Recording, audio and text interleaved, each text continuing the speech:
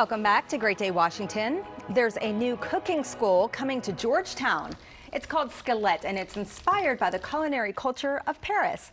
Joining us now to tell us more about it are founder Kelly Singer and chef Nadia Montague. Welcome, ladies. Thank you so much for being here. Thank you for having us. Yes, of course. Well, we're excited that there's a new cooking school. Tell us a little bit more about Skillette. Sure. So we began as a pop-up in Union Market, and this fall we'll open our first flagship location in Georgetown.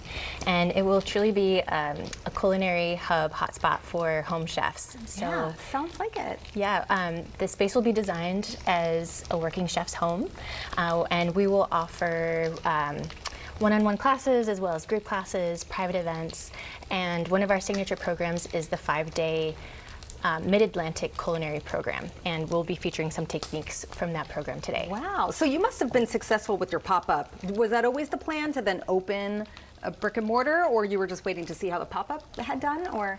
Yeah, so I lived in Paris before and was inspired by just how food brought people together there, and wanted to recreate that in Washington, D.C. Yeah. And so through, just to test the concept, we launched as a pop-up concept at Union Market.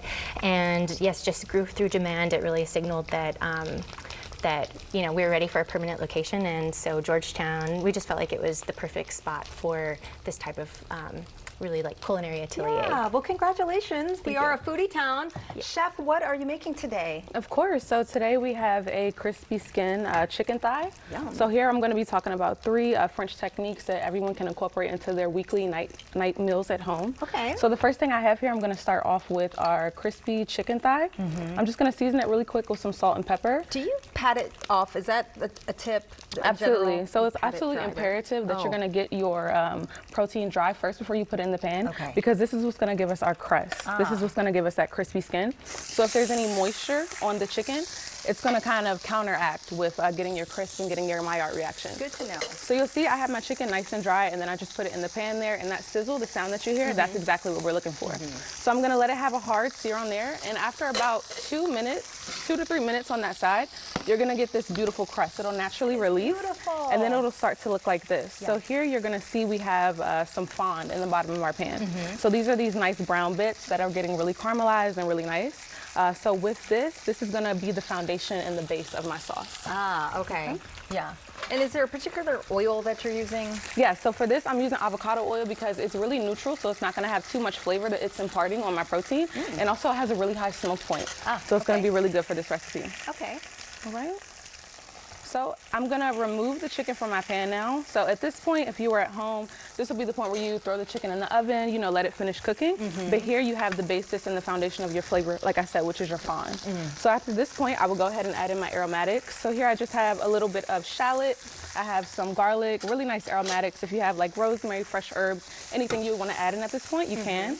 So I'm just gonna let them sweat down a bit. Okay. Just until they're slightly translucent.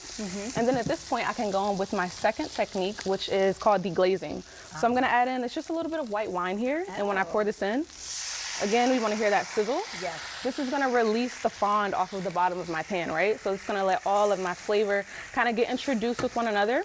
And then I would let this reduce by about half. Okay, that's a great tip. That's one that I don't do that, so I'm doing that French a lot of tip people, right there. it's very simple techniques, but this kind of techniques takes your food from good to great. Okay. And as you can see, these are probably ingredients that you likely already have at the house, so they're really nice to work with. So after I let my white wine reduce by about half, I'm gonna go ahead in with some chicken stock and just fold that in.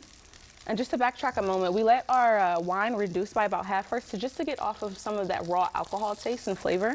We really want to impart some really nice, silky smooth texture within this. Right. This looks beautiful, and I see this is how it's going to look when we're all done.